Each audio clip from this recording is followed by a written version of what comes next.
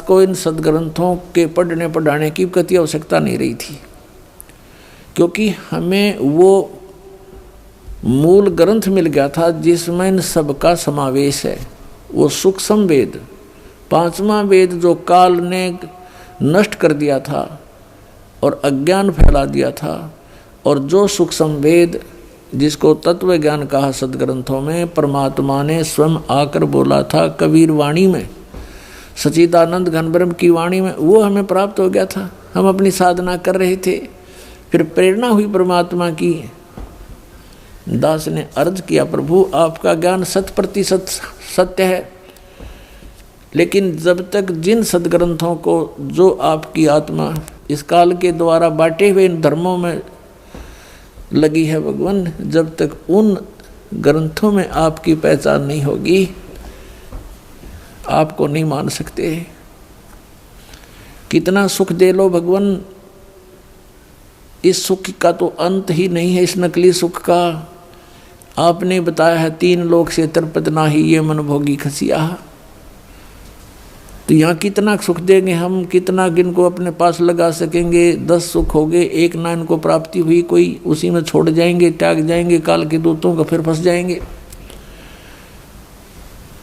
परमात्मा ने दास की पुकार सुनी, एक दिन प्रेरणा करी। क्रोधाश्रम बन चुका था उस समय। पहले घर घर जाकर के सत्संग करते थे, डेली के कई पाठ होते थे, सारा दिन व्यस्त रहते थे। फिर थोड़ी सी राहत मिली, फ्री हुआ थोड़ा सा, क्योंकि सत्संग पाठ हम सामूहिक करने लग गए जैसे अब शुरू कर रखे। फिर सोचा कि अब इस समय का सदुपयोग हो प्रभु।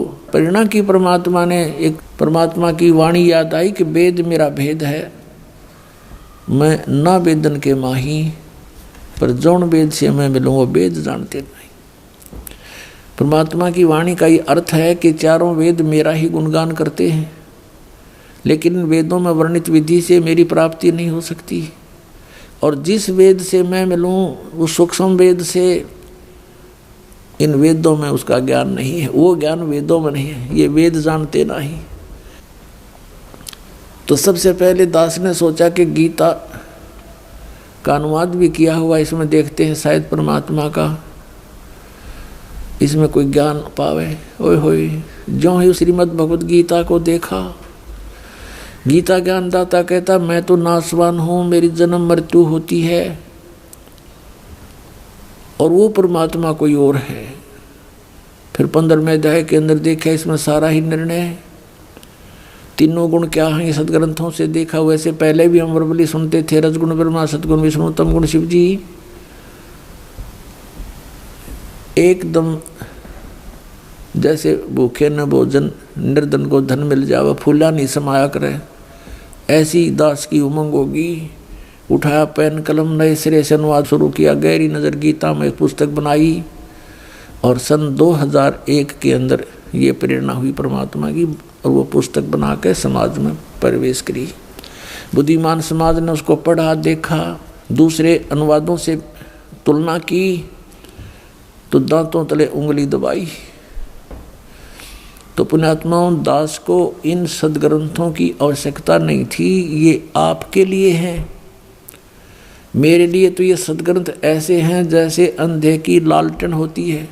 एक अंधा व्यक्ति रात्रि के समय हाथ में जलती हुई लालटेन लेकर जा रहा था, लैंप।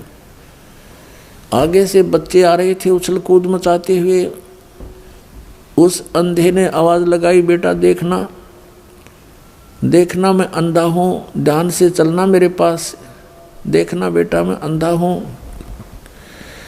अब बच्चों ने देखा कि ये आदमी बतावे अंधा, और लालटेन किस लिए ले रखी है इसने, लैंप किस लिए ले रखा है। निकट आकर के कहने लगे, बाबा क्या सचमुच अंधे हो? आखा बेटा मैं अंधा हूँ। फिर लालटेन किस लिए ले रखा आपने? उस अंधे ने उत्तर दिया, तुम आँखों वालों के लिए कहीं मेरे में टक्कर ना मार दो, बुढ़े आदमी ने घेर दो किता है। तुम आँखों वालों के लिए है कि मुझसे बाईपास हो जाओ, मुझे ना तंग करो, मैं गिर ना जाऊँ, मुझ में टक्कर ना मार दो, मुझे तो दिखता नहीं। तो कहने का भाव ये है पुण्यात्माओं, ये जो सदग्रंथ हैं प्रत्येक धर्म के, तो उन अनुयायियों के लिए वो शिरोधार्य हैं। और जो इन सदग्रंथों को भी नहीं मानते, जैसे राधा स्वामी पंथ वाले और धन धन सतगुरु पंथ वाले, जय गुरुदेव पंथ वाले, ये कहते हैं हमने वेदों और गीता की आवश्यकता नहीं, हमारा ज्ञान तो वेदों और गीता से आगे का है, हमारे तो परम धनी है, उन्हें जो वचन बोल दिए वो हमारे लिए सत्य हैं। उन्होंने तो अपने अनुभव से कहते राधा स्वामी धाम की खोज करी है, फिर अमेरिका खोज दिया और राधा स्वामी धाम। किसी भी सदग्रंथ के इतिहास में नहीं। राधा स्वामी कोई लोक है जो स्वयं सृष्टि रचनहार ने स्वयं बताया है कि सतलोक, अलखलोक, अगमलोक और एक अकैलोक, और ये के बताऊँ मेरा उस तो ऊपर साढ़ा राधा स्वामी लोक है। और वो राधा स्वामी लोक बताने वाला भूत बनकर अपनी शिष्या उस बुक्की में लौट रहा, और राधा स्वामी लोक उनका वह बुक्की बन गई। फिर इस शिवदयाल जी की शिष्या थी एक बुक्की नाम की लड़की, और उसकी मृत्यु के बाद राधा स्वामी, उस शिवदयाल की मृत्यु के बाद वो शिवदयाल उसमें प्रेत बनकर आकर बोलने लग गया। उन्हीं के द्वारा लिखे हुए स्वामी जी महाराज के जीवन चरित्र में लिखा हुआ है। तो पुण्यात्मा जो ये कहते हैं कि हमने वेदों और गीता इनका आवश्यकता नहीं अन्य सदग्रंथों की, तो वो तो कति नास्तिक होने के कागार पर खड़े हैं। अब राधा स्वामी पंथ, ये धन धन सतगुरु पंथ, जय गुरुदेव पंथ और जितने भी नकली पंथ हैं, इनके अनुयायी अब बेचारे दुख पाके लुट के पिट के हर तरह से, आध्यात्मिक ज्ञान तो है ही नहीं, और जो भौतिक लाभ होना था वो भी नहीं हो सकता, क्योंकि उनकी वे ऑफ वर्शिप बिल्कुल शास्त्र विरुद्ध है। पांचों नाम काल के जानो, पांचों नाम काल के जानो, घट रामायण के 27 पृष्ठ पर दूसरे भाग में लिखे। और उनसे अलग एक छठा नाम है, आदि नाम है, सतनाम और आदि नाम, उनसे मोक्ष होगा, वो उनको ज्ञान नहीं। तो इस प्रकार जो अपने सदग्रंथों से परिचित हैं, सदग्रंथों से कितने परिचित हैं कि वो ये मानते हैं कि हमारे सदग्रंथ हमारे धर्म के, हमारे लिए पूज्य हैं, मान्य हैं, इनमें जो लिखा वो सत्य है। तो उन पुण्यात्माओं को समझाना भी 2 मिनट की बात है कि जैसे हम पहले लोकवेद सुना करते, दंत कथा, श्री ब्रह्मा जी, श्री विष्णु जी, श्री शिव जी, ये अजरो अमर है, इनके कोई माता पिता नहीं, सर्वेश्वर महेश्वर कालज मृत्युंजय, इनका कोई रचनहार नहीं, सर्वेश्वर है, ये था लोकवेद। और हम ये भी सुनते थे कि ये ज्ञान ये महापुरुषों ने सदग्रंथों को पढ़कर हमें सुनाया है, क्योंकि उस समय हम अपने सदग्रंथ नहीं पढ़ सकते थे। आज परमात्मा ने सबसे पहले तो हमारी आंखें बनवाई, यानी हमें ये ज्ञान दिया, अक्षर ज्ञान दिया। इस अक्षर ज्ञान के आधार से अब हम अपने सदग्रंथों को स्वयं देखेंगे, फिर हम किसी की लोक वेद पर आधारित नहीं रह सकते। तो वो धन्य है वो पुण्यात्मा जो अभी तक अपने सदग्रंथों में विश्वास लिए हुए हैं।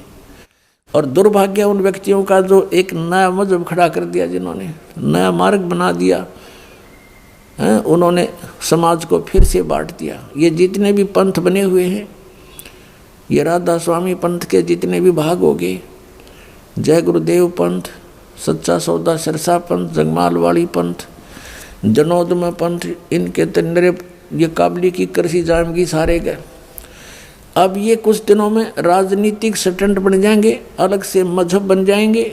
अगर ये मार्ग मालिक का ऊपर नहीं आया तो और कई भागों में मनुष्य समाज बट जाएगा। लेकिन अब मालिक का आदेश है कि सभी धर्म और सभी ये पंथ एक हो जाएंगे, इस ज्ञान के आधार से एक होंगे और पूरे विश्व में ये तत्व ज्ञान फैलेगा। सब प्यार से रहा करेंगे, ये माया की जो हवस है या बिल्कुल खत्म हो जाएगी, क्योंकि ज्ञान हो जाएगा। ये माया की जो दौड़ लग रही है बिल्कुल नाश हो जाएगी, क्योंकि ज्ञान हो जाएगा कि हम क्या उद्देश्य लेकर यहाँ आए थे। फिर परमात्मा बार बार बताते हैं, पृथ्वीपति चकवे गए जिनके चक्र चलंत, रावण श्री खे कौन गिने, ऐसे गए अनंत। गरीबदास साहब कहते हैं, चकवे हो गए चूहा, पूरी पृथ्वी का राजा था, सत भक्ति ना करने से चूहे की योनि में गया, अब बिल भी स्वयं बना करके मिट्टी में लेट रहा है। तो के चाटे यहाँ के सुख को, बाढ़ में जाओ ऐसा सुख ऋषि को ठियोर ये कार, जो हमारी ये दुरुक्ति कर रहा है। और वहाँ सतलोक में यही सृष्टि होगी, ऐसा ही शरीर है, ऐसी ही आत्मा रहती हैं, सारे सुख हैं, कोई कष्ट नहीं, ना वहाँ मृत्यु है, वृद्ध अवस्था नहीं है, ऐसा शरीर है जिसमें कोई कष्ट नहीं होता। तो पुण्यात्मा, ये कोई दंत कथा नहीं, क्योंकि ये महापुरुषों का आँखों देखा वर्णन है और परमात्मा ने स्वयं आकर